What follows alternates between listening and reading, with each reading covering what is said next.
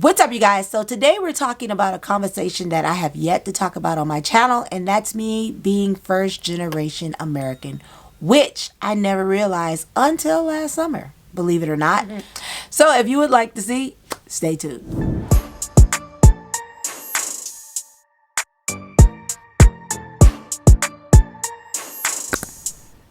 Hello and welcome to my channel. My name is Kim and this is Knkemtv, where we do the shenanigans. Like today we're talking about me being a first generation American and how I found out.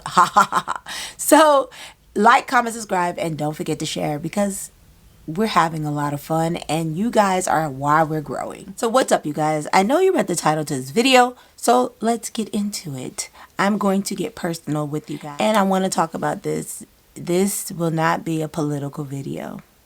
So for everybody that read the title and misunderstand, it's not a political video. Now, since we go forward, this summer, let me get my face mask prepared. This summer, I had this situation that happened to me, right? I was actually dealing with some things this summer, and when I was dealing with the things that I was dealing with, I went on a retreat of some sort. And this is, I'll have everything down below what I'm using in this nighttime routine because I'm doing a little something different. But yeah, I had a situation that happened to me, and I had one of my friends talk to me, and she was telling me the way you think is different from the way an American would think. And I was like, I don't think so. And we were on the retreat, and when the situation occurred, I'm not going to tell you guys what the situation was because it's not important. But when the situation occurred, I was in a whole different feelings than the other Americans that was with us, right? So I realized something, and I end up having this conversation with my godmother, and she said to me, the reason why you feel that way, aren't you first generation American? And I was like, what do you mean? She was like, aren't you from immigrant parents? And I was like, I guess. It never came to my mind that I was from immigrant parents because I always felt like I was just an American, if that makes sense. Now that I am 44, I really understand the difference being in America from immigrants and being an American from regular American, a person that's been here for generations. When I meet people, and that's people of different race, and I'm friends with them, and they're like, and you're American, and I always say, yeah, I'm American. And some of them ask me what's my parents are from, and are my parents American? And I said, well, and not being funny, I was like, well, yes and no. They were originally born. That's why. They always like have a aha moment. And I never realized until that happened in the summer. So now I'm bringing it up now that being from immigrant parents makes a hell of a difference in America. And I'm telling you guys this because it is the truth. I had a couple of situations that had happened to me over the years that I did not pay attention to as a foreigner or as a person born from a different country. Both of my parents are islanders. Both of them were born on different islands. And they migrated to America in the 70s. And they stayed here and died here. But I never thought anything about it because I've always been around Americans. I've always been around. I've always had access to the American culture for blacks, I should say. The one thing that I realized when I was small, I remember this when I went to school, I had an accent because, of course, even though I was born in America, I had just gotten over here because I was born in 1980. So my parents were here for only a couple of years, so they were sticking with their islander. So I had an island accent when I was born here. And the funny thing about it is my school, when I first started school at 5, my mom and dad worked, so who is watching me? Grandmother, grandparents, aunts, uncles that, they're going to speak to me in the accent. So my accent was really bad when I went to school, and I got punished for it. I got punished for it. It might not be as bad now where you getting punished for it, but even now I had a situation. My god baby went to Nigeria for the summer, and she came back with an accent, like an accent. And when she came back, her teachers were like, "Oh, we can't understand her." And you got to understand when a child is speaking pidgin, or when a child is speaking their accent, if it's not regular English. And she dealt with that also, where her mom had to say, "Hey, I need you to get back to," and she was in school before. It's just that when she went there, she picked it up so fast, and we laugh now, but it is very prominent in our society where we have to change to the American standards. So when I thought about doing this video, I talked to my siblings, my sisters, and we had this conversation. I said, "Do you know we are first generation American?" And they were like, "Yeah, we always knew that." Like, it was an aha moment for me, but it was like, yeah, we're used to that. We know that. This is something that we've always dealt with. This is something that we always knew. And I was like, I never thought about that. I never thought the way I was raised in our family was different from any other American family. I thought I was American in values, American in standards, American in my mental, but no, I'm not. I realized in later years that I don't think like a regular American. And that's fine. And I understand now what the situation that occurred, why it occurred, and why I felt the way I felt. But it's really something that was an eye opener for me, because I never looked at myself as different from an African American or American that was that, you get what I'm saying? Not to be funny. So the values that my parents taught me are standard in my life. They taught me if I work hard, I will eventually be where I need to be. And immigrant parents always teach you to work hard. They teach you to build on what you got and make it and progress. So I've never had a problem with being defeated mentally, because my mom told me, even if, they taught us, even if we hit rock bottom, we can climb up again. I've had situations where my friends tell me, "How do you have this outlook on life?" Because I get depressed. Don't get me wrong. You guys know I get depressed. But my depression is not permanent. It's more, even though it's chronic, it's not permanent for me mentally. Because I've always been at a job where I've worked hard, build, and then move on and create something else. I've never been at a job where I just stay there because I can. And I encourage my American friends, hey, come on, let's stop trying to move up here when they're not letting you go somewhere else that appreciate you. And I've had several friends say, "Hey, I would have never did this because of you, I know I needed to do this. Because of you, I built this and moved on." I never thought about the values that my mom and dad taught me would be so prominent in me helping others. So that's another thing. When you are a first generation American, your family teach you that you help each other build and move forward. And some Americans, and I'm not going to say all, this is just my point of view on where I'm at in life and where I see I'm at, I call my siblings and I can say, hey, I'm having this problem, I'm having this problem. And we huddle, we put it together. It's like almost like a football team, and we're on the field, and it's my time to run the ball, and we've all came to make sure I accomplish the goal.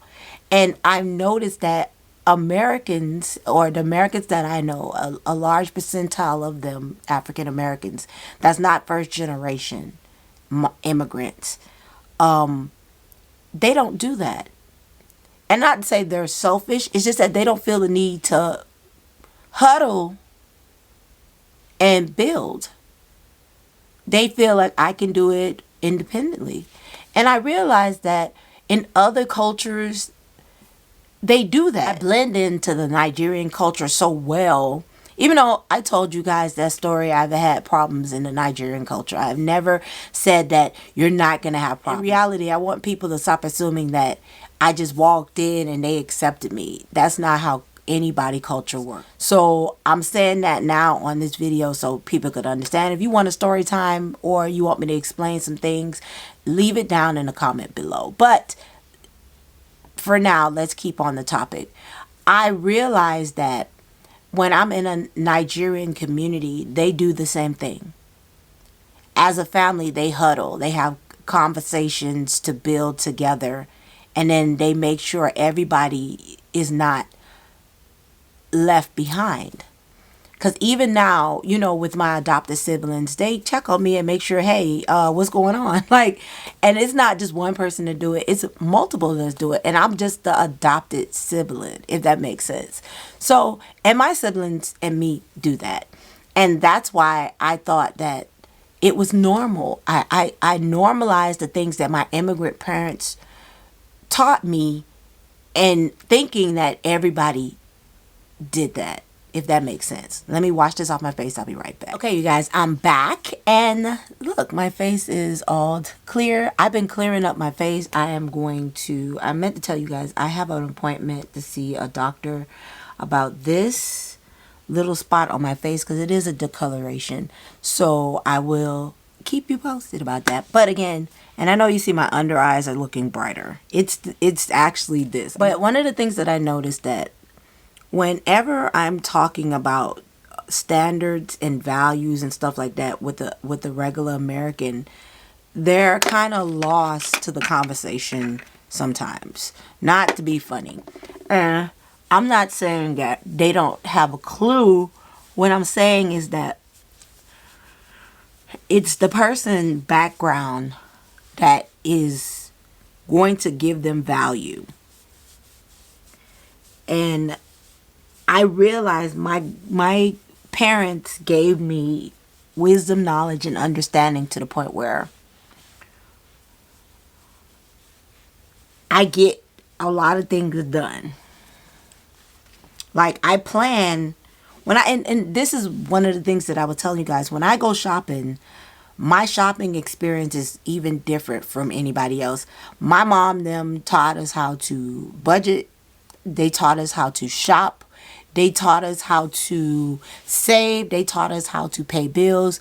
And financially, when they came over here, every penny counted.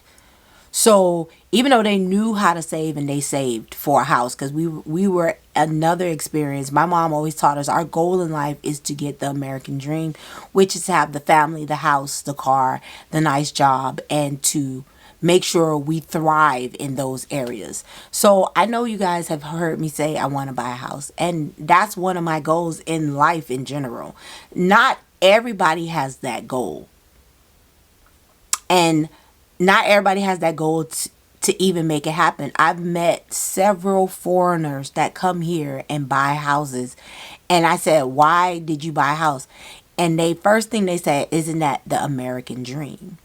So I have friends that will live in an apartment for years and not buy a house because that's not their dream, because they don't see it as a dream. They see it, oh, if I want it, I can have it, as opposed to when my mom them came here, where they was like, oh, we can get a house, we can get this, we can get that, and they accomplished those things. So that's another reason why I felt like a failure, because I didn't have a home, or I didn't have a house that was mine, not renting.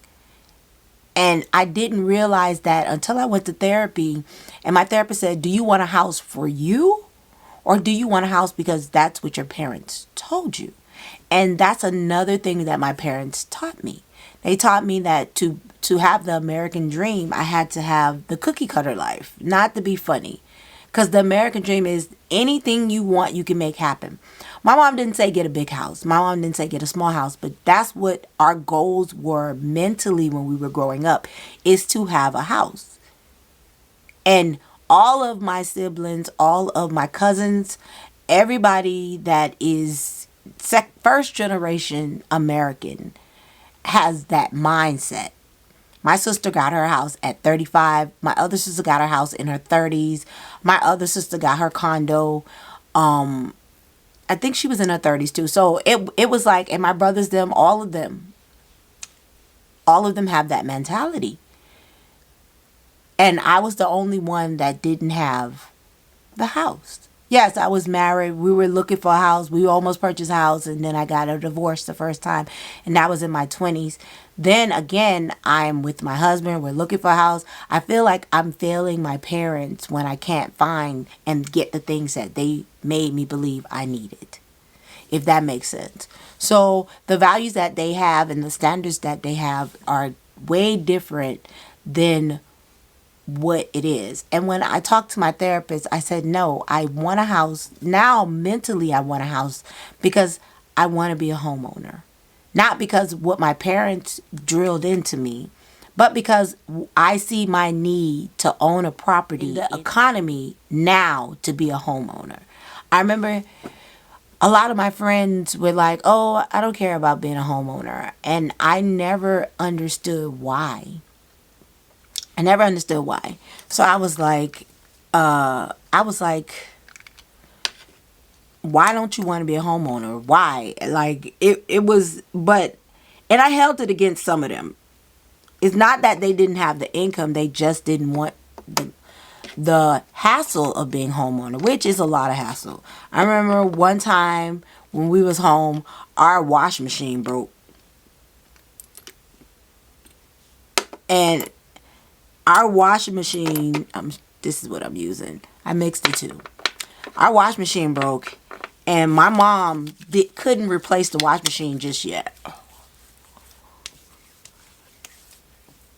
So it was 3 adults, and how many kids? 3 adults and 9 kids living in our house. 9, yeah. 9 kids when the washing machine broke, because my mom always collected foster kids. So you got to understand, with 3 adults and 9 kids in a house, that is bound to happen. Not to be funny, especially if everybody washing. Hold on, let me get this. I don't know if you can see it. It's coming. There it goes.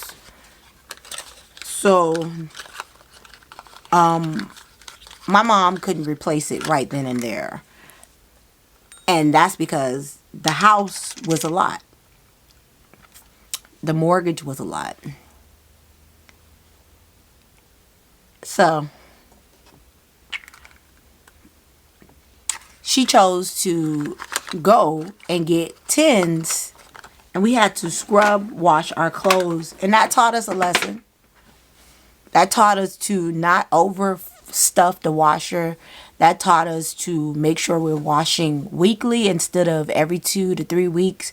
That taught us that we had to appreciate the things that when we did replace it, what she bought. Not just be a selfish person and not care for it. So when she replaced the washer and dryer, we were better off mentally because we knew how hard it was when she had to scrub. Literally, we had to scrub our clothes in a bucket. A scrub bucket. I'll put a picture of it somewhere on the screen. But yeah, that was literally what my mom them did when they were, before they came to America, because they didn't have a wash and dryer either. So it was things like that and the lessons that I learned that made me the person that I am today. And another thing that my parents taught me is to value marriage, to make it work regardless, to try to stay with the partner that you is. Now, on that case, I my first marriage didn't go so well. And it took me a long time to move on from that marriage. It took me years. And my second marriage, you guys know I had a shopping problem. Again, depression plays a part in a lot of things that we do. And again, I was like mentally stuck in my head. And I was shopping, and my husband was saying, "Hey, babe, we don't need to shop so much, or you don't need to buy this." And I was not listening. I was not. So I've tried to make my marriage work to the point where even my counselor, was like, "Why are you so?" I was hyperventilating in her office one day. This is me being real with you guys. I was hyperventilating in her office as I talked to her. And she said, if your marriage eventually don't work out, and this, we are in counseling. So this is not to, I'm just being real with you guys. Because I don't want nobody to sit up here and say, oh, your marriage not working. That's not what I'm saying. She was like, if your marriage wasn't to work out, what would be the outcome of your mental health? And you don't understand. A second marriage in my family is like a no-no. And I didn't realize that until I am now on a second marriage, and everybody is looking at me like you're the oddball. And I'm telling you the truth. Although I have another sibling that is, actually I have two other siblings that's divorced. One is male, so we don't look at him like he's in a second marriage. But the other one is female, and they look at her and me as the same thing. Like, you're on a second relationship. You couldn't make the first one work. It's all right if your husband dies. And that's just the way it is. But your husband is divorced. And that's a no-no. And me and my counselor talked about this. This is why I'm bringing this up. Me and my counselor talked about this. And she said, would you be able to be in another relationship, even another marriage eventually, if something was to happen to this one? And I'm saying to myself, no, I couldn't do that. And I was saying that because the way I was thinking. Because the values that they brought me up, like, you try to make it work regardless. And I'm like, I'm trying to make this work regardless. But in reality, if it does not work, it takes two people to make a marriage. And I have had to accept that. And that sent me into another depression. I don't know if you can see the box. Yeah, that sent me into another depression.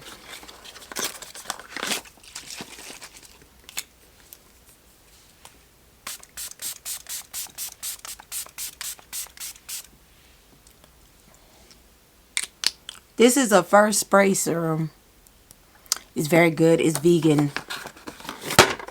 That's one of the things influenced me on. But no, yeah, she said that, are you going to be able to overcome these things? In reality, it took a minute for me to catch my breath, and I realized, no, that I had to realize that if it didn't work, which that is a better situation now, because me and my husband are able to talk about things that we didn't talk about before because of this mindset. Like, okay, let's go back to the drawing board. Let's start again. Let's date. Let's get back the marriage that we want. Let's look at our values. Let's look at the things that we want. And we were able, after counseling, we were able to start building real building blocks, not the ones that him being over here in America and seeing Americans, or as far as me being over here in American and being a first immigrant, if that makes sense. We were able to bring it together as one after that and have realistic, not just the American dream, realistic thoughts and concerns. So yes, this is something that I appreciated. And then we were able to open up about our fears in our marriage, and they were real valid. So my husband concern in this marriage was that as an American, I was ready to divorce him, or ready to leave him, or ready to separate.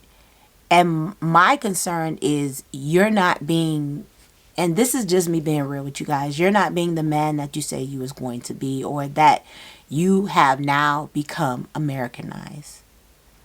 And his thing was that he was learning and growing and trying to thrive in America, while I was expecting him to be the Nigerian husband that he is. If that makes sense. So a lot of our marriage concerns were resolved just by her asking me these questions. Am I in this marriage just to be in this marriage because I don't want to get a divorce, or I'm in this marriage to be with this person and make it work? And my family, I didn't know, play a background in that also, because, you know, my mom has always told us, she said, let me say that, if my dad died, she didn't want to be with anybody else. And that was hard for me to intake as a woman, but not just intake as a woman that is over here in America, that is first generation American. You know, we were taught, and I'm not saying this how everybody teach from the islands, and that from a background of a different